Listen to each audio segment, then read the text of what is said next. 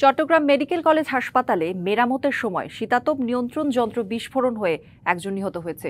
গুরুতর আহত হয়েছে আরও দুইজন। সকাল 10:30টার দিকে হাসপাতালের গাইনি ওয়ার্ডে এই দুর্ঘটনা ঘটে।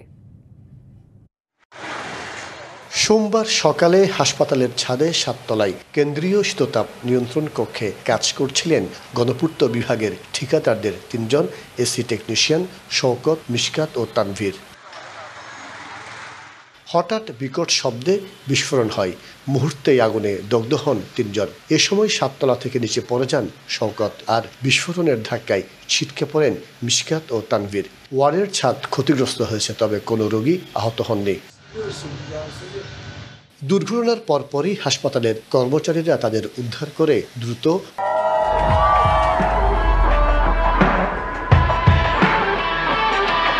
বার্ন ইউনিটে নিয়ে যায়। এর কিছু পরেই একজন মারা যায়। গুরুতর অবস্থায় বাকি দুজনকে রাখা হয়েছে আইসিইউতে। ওরা 3 জন কাজ করতেছে একসাথে, অনেক বড় এসিটা গাইনি ওয়ার্ডের।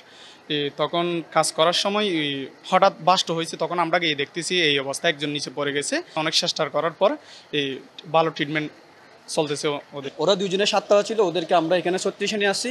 আর যিনি একটু বেশি নিচে পড়ে গেছে, উনি একটু হাতে ছিল, ওকে ক্যাজুয়ালিটি নিয়ে গিয়ে আমরা ওখানে ট্রিটমেন্ট দেওয়ার পরে এখন আইসিইউতে নিয়ে গেছি নিচে। আইসিইউর সব ডাক্তাররা এসে ভালো ট্রিটমেন্ট দিছে, অপারেশন সাথে সাথে সিরিয়াসলি মুভ করছে ওরা।